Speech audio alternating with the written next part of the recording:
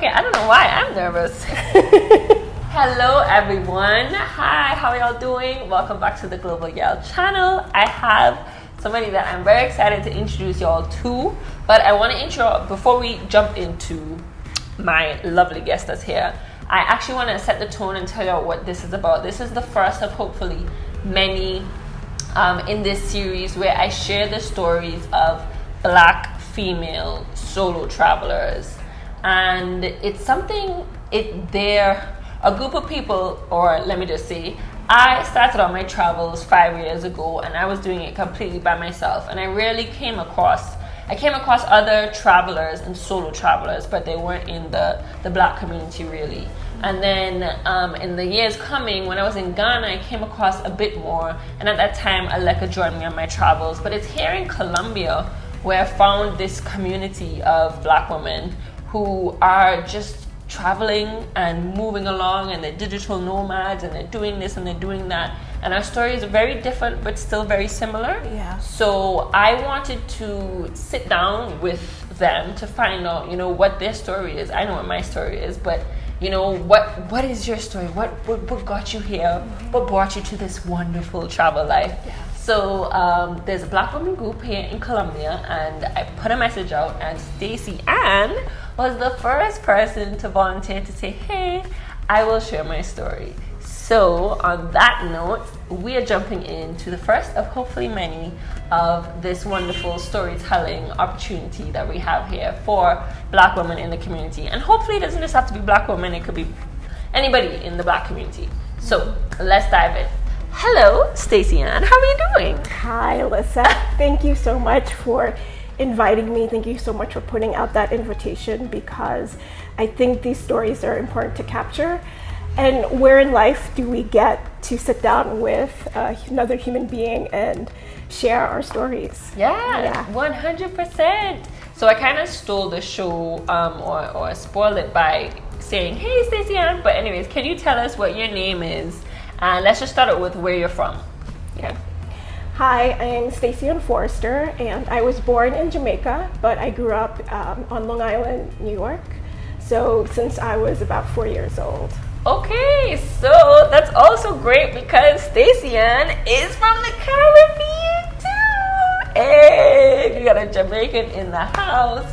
And I love how that has coincidentally, or not coincidentally, but how that kind of aligns to, like, the first person is a Black Caribbean person, and I love it. I love that. Yeah, me too. Yeah. And I've actually found that I've met more Caribbeans here in Medellin than I have on my travels previously. Oh, really? Yeah, so there's something special about being here. About here, yes. Yeah. And so Stacey and I met, I think, the night when we went to go watch Black Panther. Yeah. Yes, a bunch of us went to go and watch Black Panther, and so we met, but we've never really sat down and had too much of a conversation. So I know her, and she's a wonderful person, but I don't know her. So let's dive in and get to know her, which I love. So you started by saying born in Jamaica, left and moved in Long Island. So what was your childhood like, I guess, growing up in New York, Long Island at that?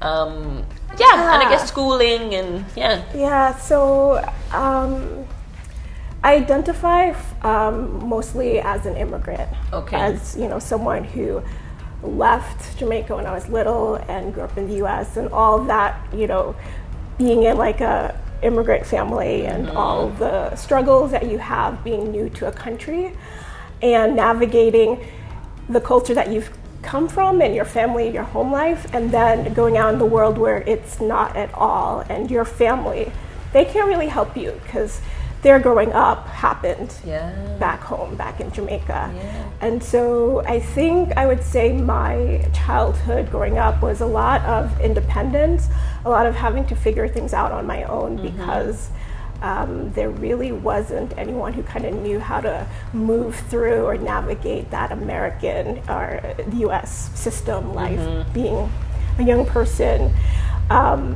trying to get good grades and being on the honor roll and all that stuff was definitely, I think, different, but maybe very similar to a lot of other immigrant children. Yeah. So did you I guess, get to meet any other immigrant children while in school and you got to connect with them, or were you in a predominantly, I guess, white New Yorker neighborhood? Like, what was that dynamic like? Yeah, that's a great question. So, Long Island, New York. I grew up in a very working class community in Copeg, New York. If you've heard of it, yay, Copeg. Anybody from Copeg? So Copeg does have a Jamaican community. So it happens where we just gather where we've seen other people gather from where we've come from. But in the day-to-day in school, I would say I had my cousins around, so my cousins do share that experience, but I think, it's still unique based on who you are. Yes. 100%. So I'm sure if they were here, they would have a slightly different story to share. Yeah. So there are a lot of immigrants in my community, but the immigrants that I hung out with, they were from Latin America. They were from South America. So my best friend growing up was from Bogota.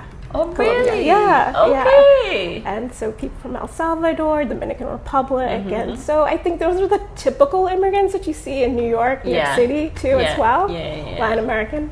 Okay, nice. Yeah. So you were connected to where we are now, especially the country Colombia. Yeah, in a small way. Yeah. Yeah, from childhood actually. Yeah, that's cool. That's amazing. And so you were saying that your family. So I guess you're growing up in a household where everybody's talking patois. Everybody's and they're on the phone. They're talking to people back home. Did you get to visit Jamaica a lot growing up or no? Yeah, so we took trips during the summer, mostly like August time frame. So yeah, we would go back, and my dad is still in Jamaica. A big part of our family is still there. We have a home there, so still have strong ties to Jamaica. But I would say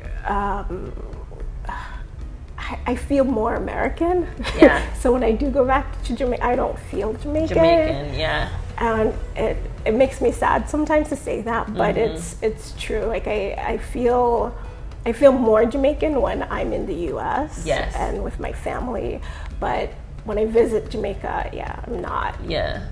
It's something that I've definitely heard, and I don't know what the word is right now, but I don't want to say sympathize with, but it sounds just empathize. Yes, that's the word. I empathize with, because it sounds as though you almost would have grown up with like your foot in either place. You never really just one. Yep. And that's difficult. Yes. When you go to Jamaica, you're not Jamaican enough. When you're in America, you're not American enough. And so it's finding that footing in between. Yeah, exactly. And, this theme that we just touched upon is a theme that rings throughout my whole life. Yeah. And feel like I don't quite fit in, and when I do, but do I really? And, and I also think that's part of the reason why I do love traveling, because it feels like I finally fit because I'm not supposed to fit. Like, I'm supposed to be an outsider. I'm a tourist. I'm a traveler. Like, the culture that I'm visiting, the country that I'm visiting is foreign. I'm a foreign, and so it's like it's like a weird way to finally feel that sense of like, oh, I belong, because I don't belong. Yeah, I really like that, actually. I really like that. And so what's one of your favorite childhood memories of going and visiting Jamaica, if you have any, if you can pick from the news? Fruits, because there were a lot of fruits that we couldn't get growing up, and it's changed a lot now. But one of my favorite fruits is jackfruit. Okay. And I could only get that when I would visit Jamaica in the summer. But I think nowadays, it's more accessible in the States, but growing up, no. So I would say the access to the tropical fruits, that we do get that here too in Colombia. Yeah, for sure. And so what was one way that your family would prepare jackfruit? Jackfruit isn't necessarily popular in...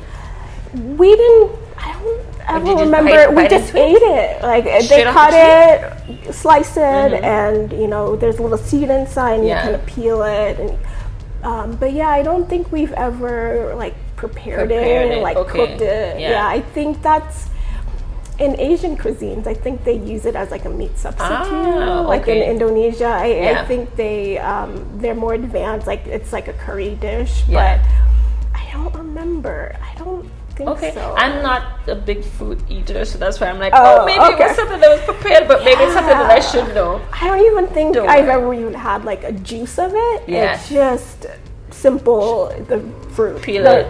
The fresh fruit. Got it, no problem. Okay, so you did primary, secondary, tertiary school in college? College, university? Primary, middle, high school in Long Island, New York. Did you do university? I go did. straight into workforce? Yeah, so I graduated number 3 in my class of 240 something kids. Amazing! She bright. And I got to go to my dream school, which was Cornell University, and I studied nutritional sciences, which was also the dream thing that I wanted to study because I've always been into food and the health benefits of food and how food could be used as medicine. I knew I wanted to, fast forward the story, I don't eventually do that for my full-time career, but when I was 15, I wanted to be a registered dietitian. Wow, you decided that at 15 years of age. I did. That's amazing. And okay, I love that. So that's what you did. Cornell. Is Cornell in New York? Yes, upstate New York. Okay, Ithaca. upstate New York. Ithaca? Yeah. Ithaca. Okay, Ithaca. I've heard about that place. I just hear that it's cold. It is cold. Yeah. It's very cold. It's beautiful in the summer and the fall. Yeah. Okay. Yeah. That's what people say about cold countries. Yeah. Got it. Yeah. So then tell me, when would you say the travel bug, as we like to say, kind of bit you? You know, it might have tickled in, crawled up your shirt, crawled up your pants, but then when did it really take a bite? I'm so happy that I was not born in the U.S. I'm so happy that I was born outside and that I'm an immigrant because I think this travel thing was shaped then, at that age. Yes. Having a passport as a young person was not normal in the States. Like most Americans don't travel internationally. Yeah. So when, people, kids in my class would go to camp or they would do some other travel within the States. I was already, as a young kid, going abroad, and we also visit because we have family in London. So as a kid, we also went to London, and that wasn't normal among my peers. Yeah. So I always knew I wanted to travel more. Yeah. But for our family, it was very practical. We went to see family. Yes. It wasn't like, we're going to travel because it's a cultural experience and it's just for what, it was like to visit family. That's why we're doing it. And yes, the cultural stuff happened, but it was very practical in that sense. Yeah. Not leisure. Yeah, not at all. Yeah. So then when did you decide, or when did it happen that you were like, I'm going to travel for leisure? So I don't know how it got to me, but I think maybe television or being in college, university, where it was people after they graduated, they would do like a backpacking thing. Yes, gap year? Yeah. Americans don't do that, but I think New Zealand, Australians, and maybe some other... A lot of European. It's a very European and Australian. So I've heard of it, but it wasn't a thing to take that length of time. But a backpacking smaller trip around Europe, that was a thing that I got exposed to from probably different channels. And I had a friend in college who was doing a semester abroad in the UK, and she got to do some traveling when she was there. I was never that lucky to do study abroad, but when she got back, and she was super excited to travel more, and she's like, "Do you want to go?" And I'm like, "Yeah, I do." So after my senior year of college, I took 2.5 months, and we did, I believe, 8 countries, mostly Western Europe. Western Europe, amazing. And what was that experience like for you? Was that your first time, not solo, but without your parents? Let me that was the first time without my parents, and I didn't know what I didn't know. Yes. The internet wasn't what it was like. Yes. Back then. So I graduated in 2005 from university.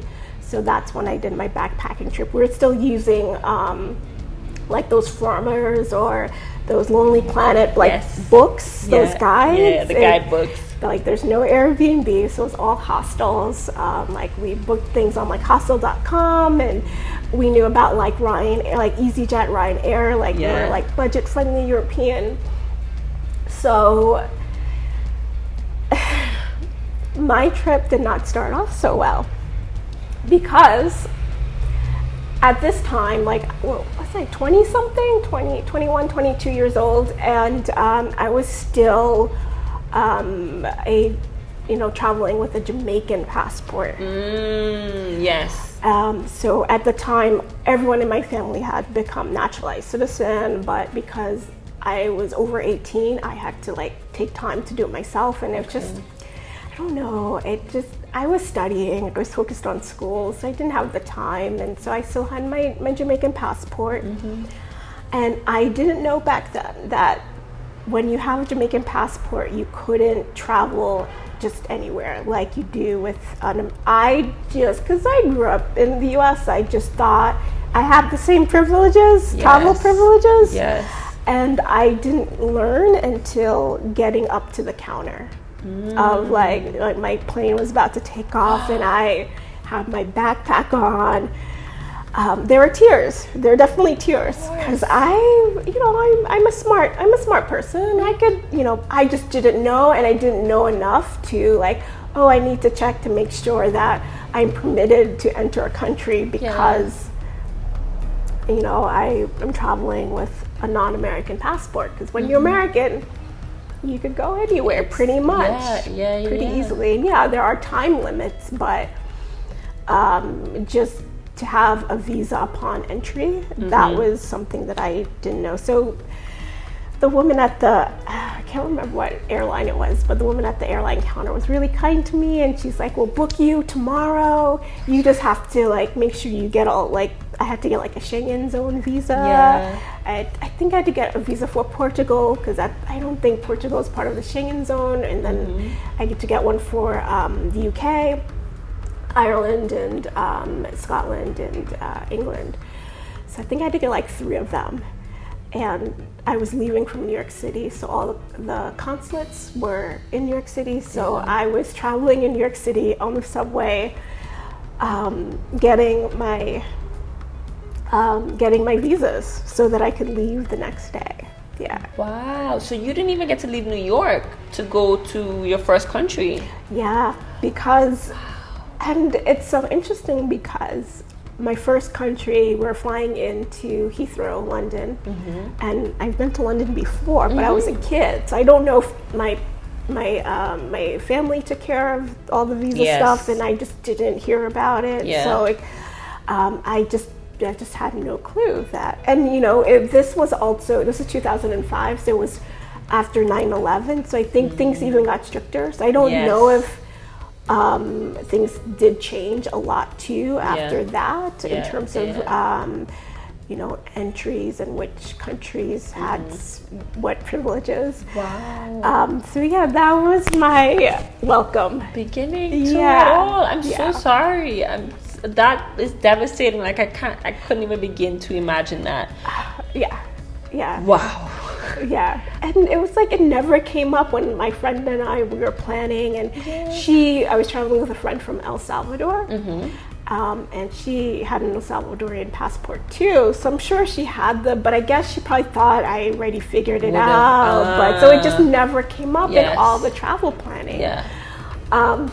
So a big lesson learned, but I didn't have to pay any extra fees. They just rebooked me the next day, and then I was able to get everything done in that 24 hours. That's what I was gonna ask. Yeah, it was pretty easy.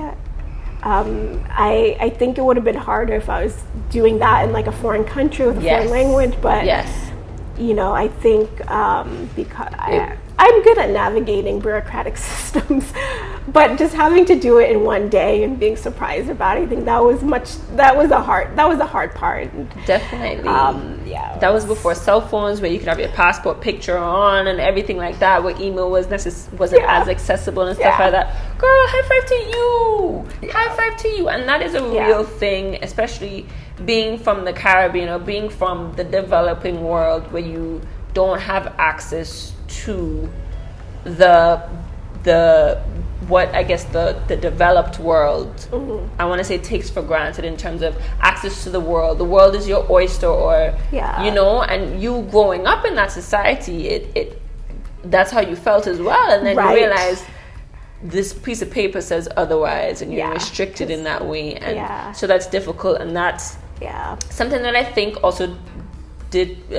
Why am I forgetting English? Not determines, does something people from the Caribbean dissuades people from the Caribbean of even thinking, hey, let me go to, or maybe I can go to Thailand, or maybe I can do this, but then it's like, nah, I don't have the visa, or I'm probably gonna need a visa, so I'm not even gonna think about it. But your story shows, it can be done. I mean, it might not be something that crossed your mind, but it can be done. Okay, amazing. Before I get too caught up in that, so the next day you make it onto your flight. Yes, and you get to all the 8 countries in the 2.5 months backpacking. And what would you describe that experience like? It was wonderful. It was amazing. It was that period between ending university, and I was also going straight into a graduate program. A PhD program in biomedical sciences. So it was a time for me to feel that freedom, that sense of adventure, and so it was exactly as how I had expected in terms of that quintessential experience of backpacking. It felt like that. It really did. And it didn't have a ton of money, right? Because I just finishing being a student, and I'm going to be a student again, and so it was. It would be hard for me to go back and do that experience at my age, because it just I couldn't. I don't know, the comforts that I enjoy now, they weren't there. But yeah, it was amazing. There were some low points in the trip too, and till this day I have not forgiven Portugal, because everyone talks about how much Portugal is great. And I didn't like it.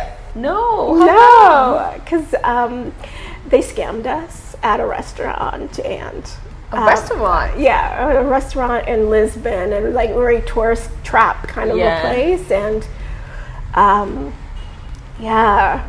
don't know. I think at that point I was still a very sheltered person, and I just thought, people are gonna be honest, and but. No, and it just left a bad taste in my mouth. And the friend that I was traveling with, she was fluent in Spanish, and Portuguese and Spanish a little bit similar. So she would understand a few things, but it felt kind of like that French attitude toward language. You can't, you have to speak it perfectly, or don't even try. And then there were a few things, and again, this is my 20-something-year-old self perceiving this. I've changed, and I've learned a lot better about the grace you have to give people, because you are coming into their country. And so we were being stared at a lot in Portugal, and I felt super, super uncomfortable there, and I didn't know how to interpret it. Because I couldn't communicate with someone to ask why they were, but yeah, it felt. It felt like presidential? No, that's not the word. I felt they were judging us, or maybe, because of your skin color, because of tourists. I don't know. Maybe it's like it's hard, and I think about that and why. Like, there's just Portugal's one of those places that I thought I was gonna love because but no, it wasn't. And I think when sometimes you build up an experience on what that's going to be like, especially in your country, and then it falls very short. That's hard. Yes. Then like Germany, like I was like, oh, like we're gonna go to Germany, we're gonna go to Ireland and Switzerland, and I'm like, oh, it'll be cool. But I wasn't like invested in like those two. And then it turned out those are some of my favorite places because I wasn't so invested into the way that I thought it would be in my head. So I was open to being surprised, and I was. Like Berlin is amazing.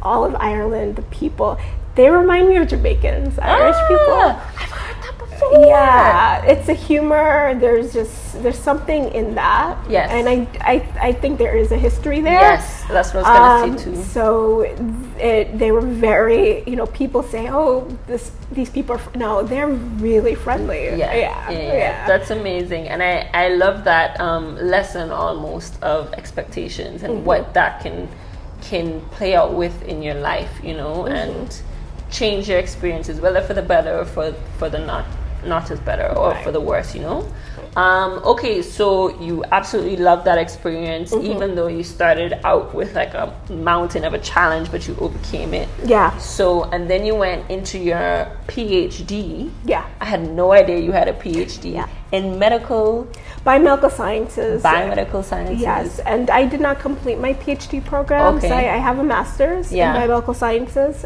But yeah, it was supposed to be a full-length PhD. But like, either way, I got the word early that it wasn't something for me. So, Okay, all right, and that's quite all right to change absolutely trajectory as well. Yeah. So then, after completing your masters, what did your life look like in terms of just?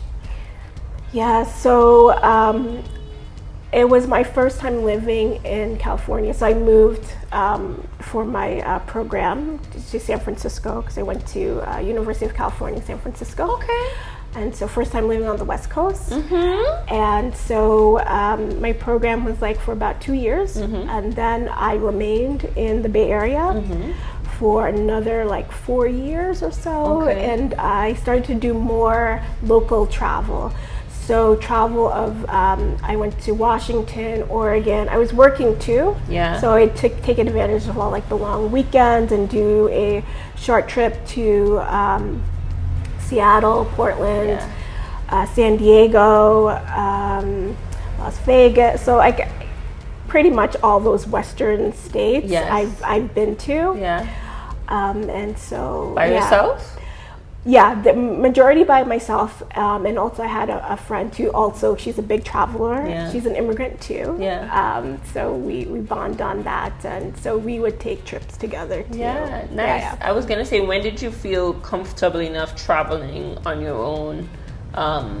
Was it when you decided to move after or for your masters? You were like, I can do this, And did the backpacking trip helped a little bit, right? Yeah. The backpacking trip definitely helped a little bit because when I was on that trip, my friend and I, we separated for the end of that trip. Okay. So it was like, oh, we're gonna do this on our own. Nice. So we did. Yeah.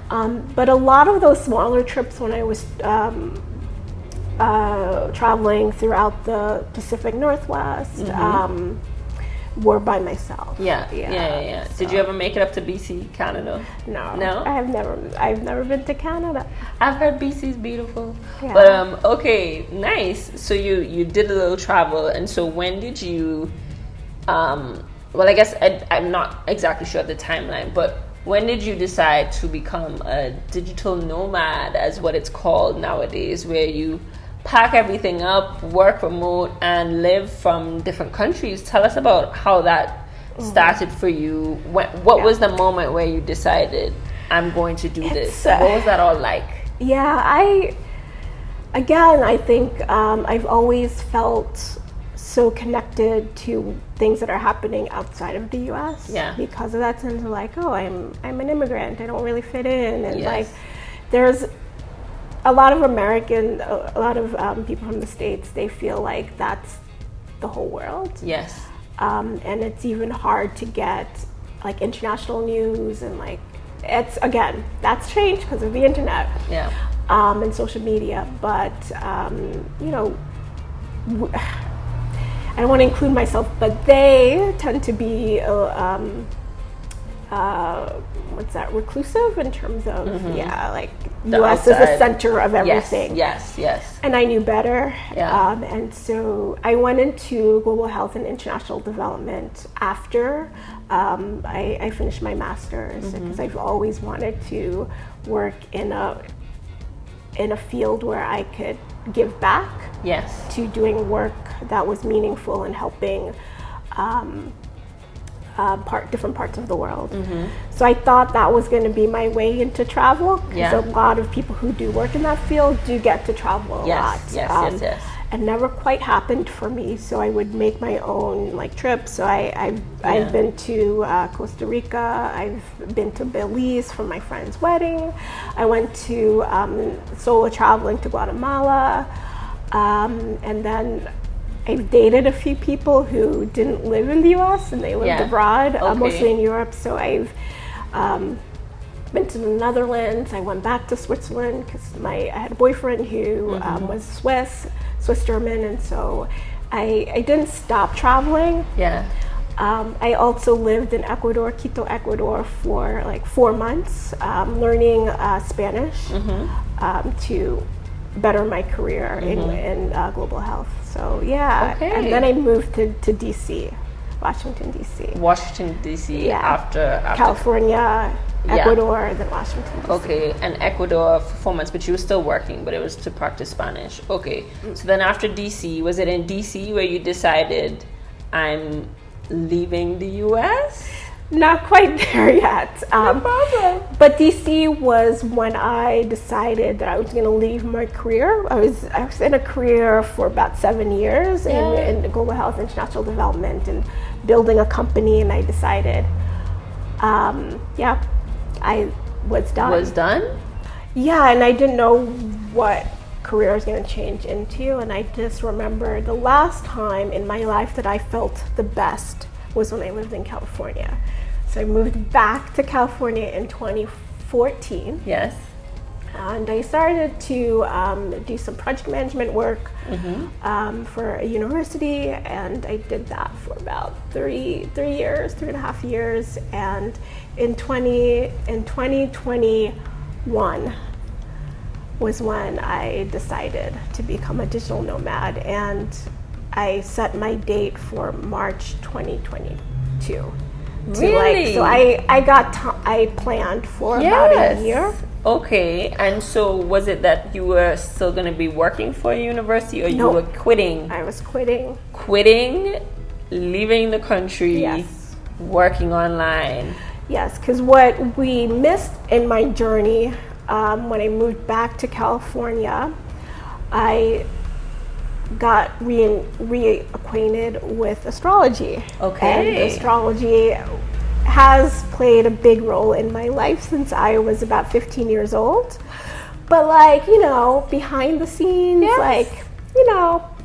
thing that's helpful. It was something that I found when I needed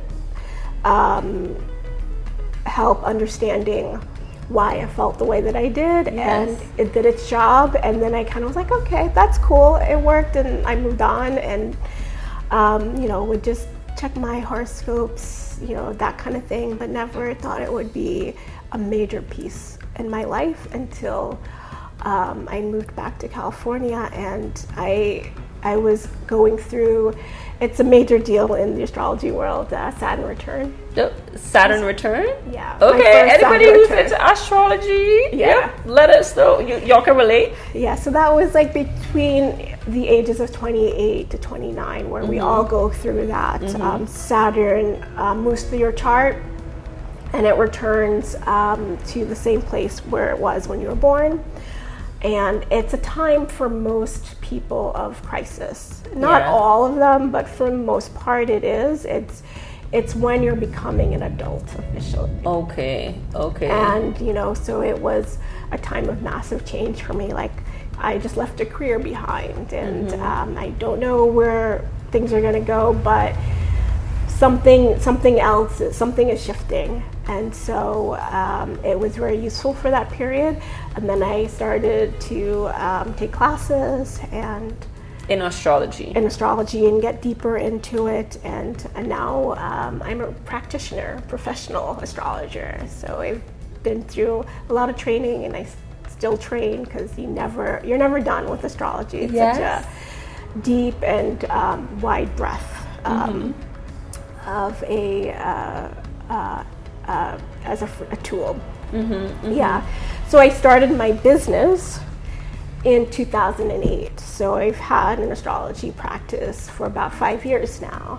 But I've always, I was working... In 2008 or 2018? 2018. Oh, because I was about to say, you sure changing yourself. 5 years. 2018. Okay. When you moved back to California, you started that business. I started to study. Okay. And then I opened up my practice in 2018. Yeah. And so it was always, it's a side thing. Again, still not yet sure what it's gonna look like. Yeah. And so COVID happened in 2020. We're all home. YouTube, I was being exposed to different new people on YouTube, and a lot of travelers. Yes. A lot of travelers, a lot of travel content. And it's like, when there's a piece of you that never leaves, but maybe you just don't pay attention to it as much. And travel is like that for me. Like, I was in a point in my life where I wasn't really traveling that much, because I was focused on, building my business and just, doing the daily stuff. And it's like, I will eventually have that life of mixing work and travel. I don't know how, but I will eventually get there. And I think it took COVID, and then seeing people doing these other travel lifestyles and being like, oh wait, it's actually more possible than I thought, right? Because I thought it was going to take a lot more for me to do this, but a lot of things started to come together. The infrastructure to be able to have these digital or virtual conversations got better. Like, Zoom is now in everyone's vocabulary, and that was totally different. And that's the thing with technology. Technology does change so rapidly, and then it makes things possible that you thought weren't possible before. So it was just like, this I could do this. You can do this. And I'm doing it. And you're doing it. So I actually did not realize that you started in 2022, which also means that I was about to say you're relatively new, but then I just remembered we're in 2023 right now, and you're almost making a year of being a digital nomad. It'll be a year March 3rd. And so you're a digital nomad through having your own online business, which you started previously, but then things came into being. And so what was the first country that you started in? Was it Colombia, or did you? Mexico. Yeah, and I'm slow traveling, very slow. So I'm taking advantage of my the privilege of now having my U.S. passport. So oh, she got her passport. Yes. So I could stay in Mexico for up to 180 days. Okay. Similar with Colombia. So I take full advantage of the time that I'm able to stay, so that I can have that feeling of being in a place and getting to know it really well. So even though it's been almost a year, I've only really covered two countries. Mexico and Colombia. Yeah. But that's perfectly fine too. So 180 days, that's 6 months. Yeah, okay, no problem. And so now that you're in a space, like I said, you're almost a year into it, was it what you expected it was going to be, Was it, you know, what was that experience? Or tell me, what was that experience like at first when you're packing up, when you're telling your family and friends? And, you know, is everybody like, oh, you're crazy, or what are you doing? Or did it feel just so right that you were like, whatever, I don't care?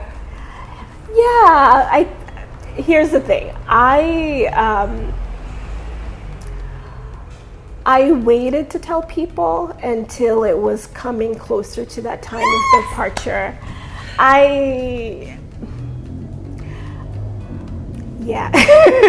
You know, people's opinions they're hard. Like, you have these relationships and they love you, they mean well, but sometimes they may not be as supportive as what you want to be, because you know, you're making a change, they're not.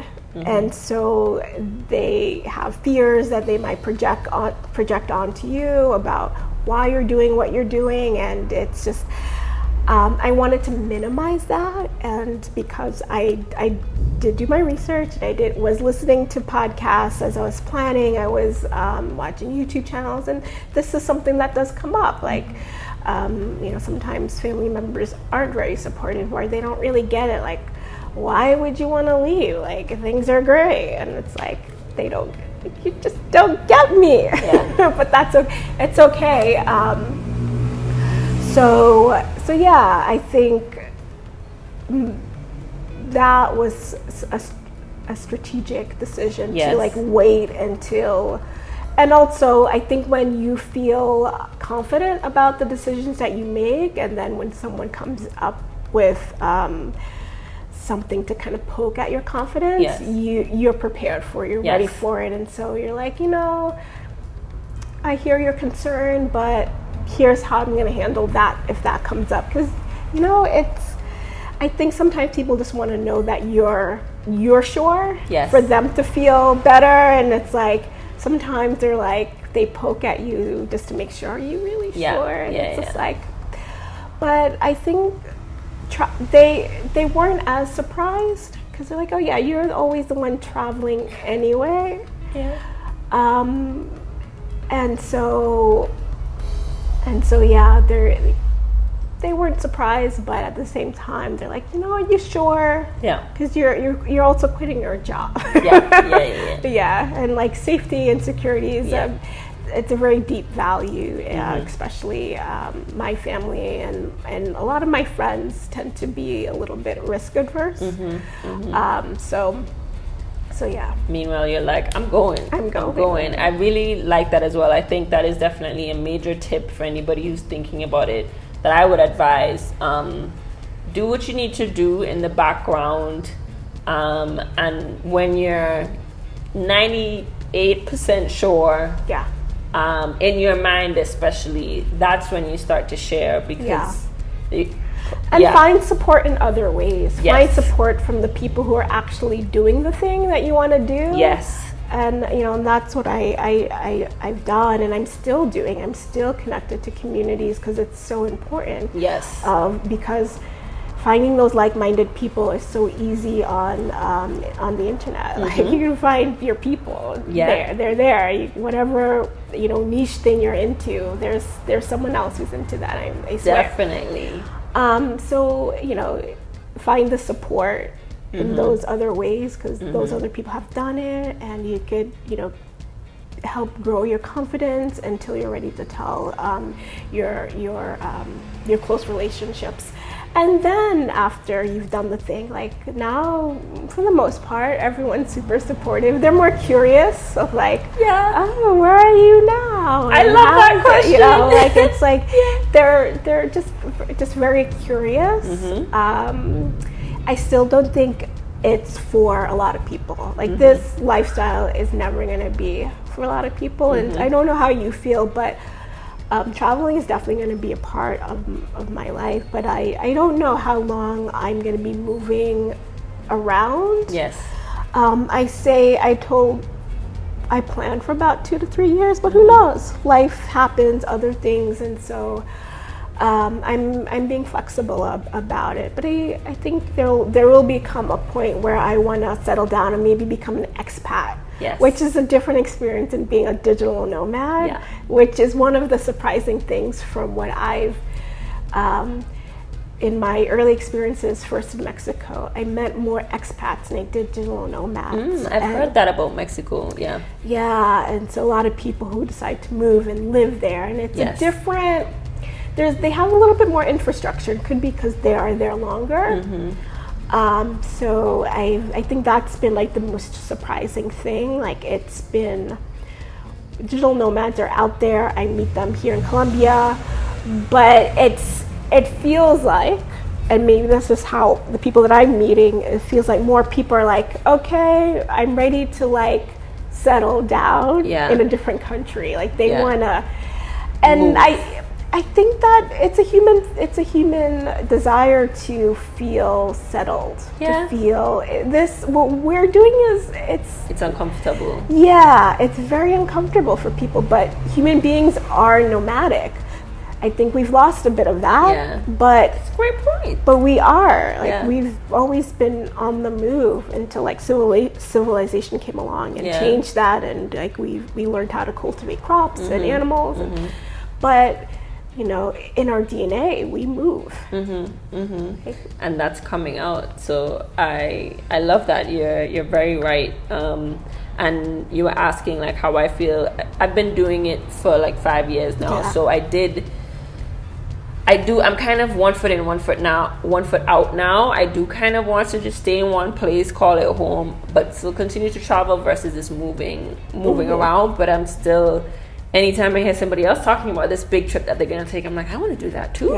You know, I want to stay for a couple of months. So it really just depends. So having a home base, do you feel like you're an expat in that sense, or you still feel more digital nomad than an expat? So if I was to have a home base, honestly, I'm thinking it'll be in the Caribbean and probably in my country, but who knows? I don't know. So it'll be home. Home will be my home base, But if I do it somewhere else, then it would probably be, I guess, from an expat frame of mind, depending on what it is. And I think it does take some time to feel like that place is your home. That, I guess it all depends. We'll see. We'll see. The jury's still out. Yeah, but 5 years is a long time, and then you're like, oh, okay. What's the new thing that I could do? Because I think I was feeling a little bit like that before becoming a digital nomad, partly because of like the pandemic. We're all at home, but I think even previously I was saying like I wasn't traveling as much because I was focusing on like doing business stuff.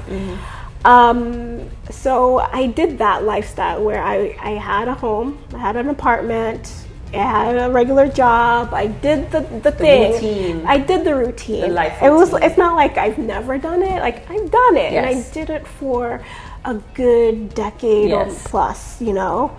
And now I'm doing something different. And we'll see how long I'll do that. But it's like, it's not like you become something and then you're that thing forever. Like you could always change. Oh, we're always changing, wanting the next new thing. So if you've been traveling for a while, the next cool thing would be maybe staying. Until you want to change. And I think that's also important to be open to change. Nothing's ever stagnant. It doesn't always have to remain the same. Be open and flexible enough. I think that's definitely the core thing when it comes to travel. So when you choose this kind of life, don't feel like, oh, I need to do it forever. Or I have to choose it forever. Like, if you want to be a digital nomad for 6 months, go for it. Do it for 6 months. And then go back. Nothing's holding you down. And I think that helps to give me confidence as well. When I first started, because I told myself, I made a point and I was like, I'm going to go for a year. But if after 2 months and I don't like it, I will go back home. That's okay. And I think giving myself that flexibility, knowing it doesn't have to be permanent, gave me more confidence to do it.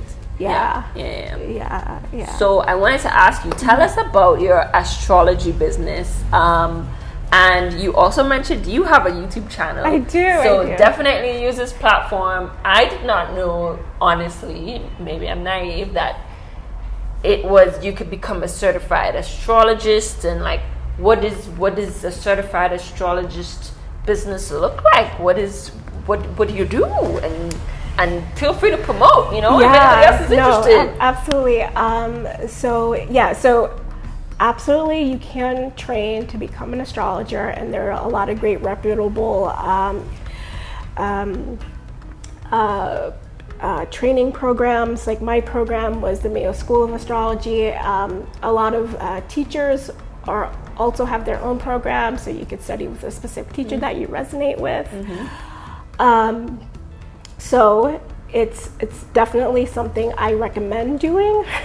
A lot of people dabble in astrology and then they're self-taught. They learn things from the internet, they learn things from books, and that's great too. But when you're actually seeing clients, it's a different story. Okay. Right? It's a different experience than just chatting with your best friend about what your horoscope said today. So I take my work very, very seriously because the work that I do I tend to attract clients who are going through change, and change that is moving them towards their most authentic selves, whatever that may look like. And for when I meet my clients, or they've tried everything else, I tend to have these good student clients who they're doing their work at life, right? They're doing their inner work, they're trying, but still they haven't figured out what's going on, what needs to. So they're like, okay, I guess I'm gonna try this astrology thing and see how that goes. Yeah. And so I meet them there, when they've done a lot of work on themselves. And I think astrology is just a great tool to kind of mirror you to you. Okay. Yeah.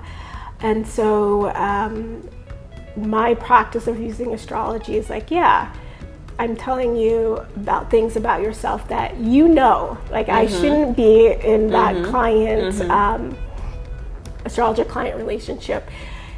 I shouldn't be telling you something that is super out there. It should resonate, but usually it's aspects of self that we've maybe abandoned or denied that we have because we have to pay the bills and we have to do certain things in our daily lives, so they get repressed. And so part of what I do is present that full spectrum of who you are based on those archetypes. I work strongly with the archetypical patterns within astrology.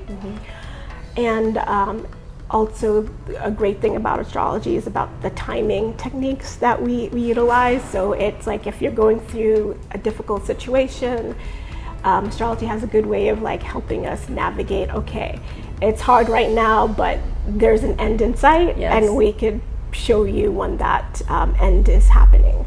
So which is really helpful for people who are this is hard, but when will it be over? And it's usually a tough transit of Saturn, Pluto, or Mars, something's happening, and then it does end. And so providing that level of insight to a client is super, super helpful as well. So if you had to summarize what you do in one or two sentences, how would you describe it? I would describe it as I'm a guide for people who are shifting through or releasing old identities of self and moving into new identities of self that are not as well practiced, but they're feeling that call to move towards it.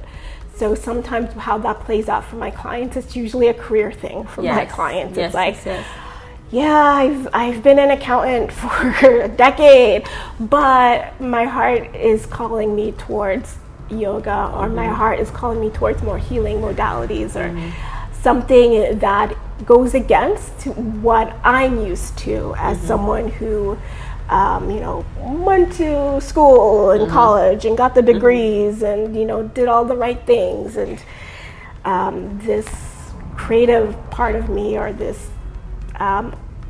alternative lifestyle that I'm really wanting to create, it's hard shifting out of that because there's a lot of grief. There's a lot of how I think people kind of blame themselves for I wasted my life, and it's not true, but that feeling is very real for them. But not like my spiritual teacher likes to say, none of our experiences are ever wasted. Yeah. Even if you 100%. decide you want to change when you're 60 years old, it's like nothing is ever wasted. All those life experiences will contribute to who you're becoming. Yeah. But that process of letting those old patterns of behavior, beliefs, even old values that are like, oh, these are values that are inherited from my family. Like, they're not mine, but somehow I got socialized into thinking like this is important to me, when no, it's not really. It's just what you thought you had to do. That's amazing. That sounds amazing. So if anybody wanted to find out more about it or reach out to you or become a client, how could they find you? Yeah. My website is StaceyAnnForrester.com. Like, very simple. StaceyAnnForrester.com. Yeah. And what about my YouTube channel too is my Stacey Ann Forrester. You can find me on YouTube. I also have a Twitter, StaceyAnn_F. I'm not on Instagram. I'm sorry. No apologies.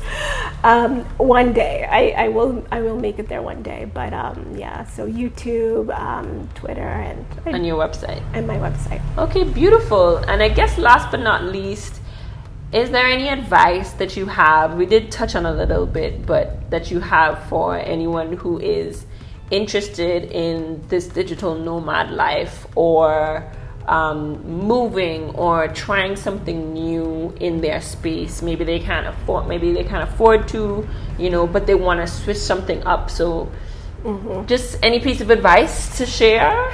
Absolutely. So I would say start with community.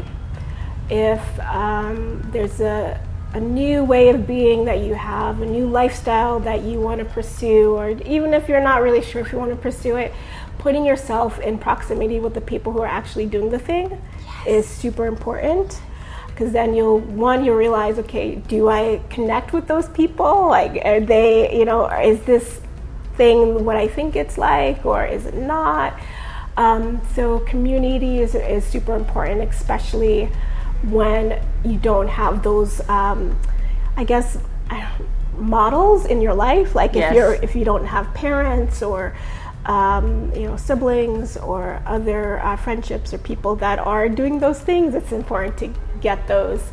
So being in those new communities is super important. Information is so free, and so it's out there. Channels like yours is great, and others, podcasts. So there's a lot of free information, there's a lot of free content. Just do a Google search, and that's also super helpful. But also, we talked a little bit about that, the reality versus like what you think it's going to be in your head. Also remember that you are a unique person, and your energy is different from someone else's. So it's important to get those other people's perspectives and insight who are actually doing the thing, but also be open that you're different and things will turn out differently for you, because you're bringing unique things to the table. So so even if you read all the blogs and watch all the videos, know that your story is going to unfold differently, and don't let that be surprising for you. So I think those are the main things. And in addition to just community support, getting support is super important. Like one-on-one support, whether that is therapy, or whether that is working with someone like me who is in more like these alternative modalities of support and healing. I think when we're so practiced at the old way, we need help doing things differently.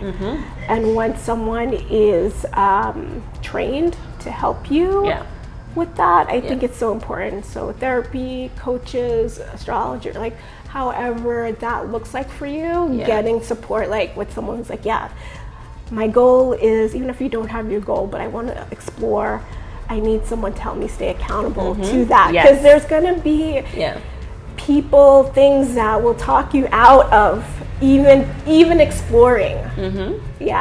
So 100%. You need to kind of counterbalance that. I co-sign every single thing that she just said, and it's lessons that I feel like I've learned, and I don't realize that they're lessons, but as you're saying it, I'm like, yes, exactly, this makes so much sense. So if you're ever interested in following that path, definitely feel free to reach out to, well, actually, hopefully reach out to Stacey Ann, but feel free to reach out to me as well. But thank you so much, Stacey Ann, for coming, for being the first person in this, at least for what I've created right now, and for taking the time to share your story with myself, with the Global Gyal people. And continue to have an amazing journey on this digital nomad life. Looking forward to seeing what's next for you. Is there another country that's next after this? I'm crossing my fingers, but hopefully Peru. Okay, so another South America. Definitely South America seems to be your jam. Yeah, for now. It's just easy with language. But I'm planning to go to Asia for the first time this year. Okay, nice. Okay, y'all. So definitely a lot of stuff to look forward to, Stacey Ann. Again, thank you so much, Stacey Ann, and everyone. Stay tuned for the next one or whatever else is coming up on Global Gyal. Bye. Yay, that was amazing. Thank you so much fun. Yay, I'm glad you enjoyed I didn't know that you were doing this for 5 years. Girl, I think this year, 2022, I started in 2018.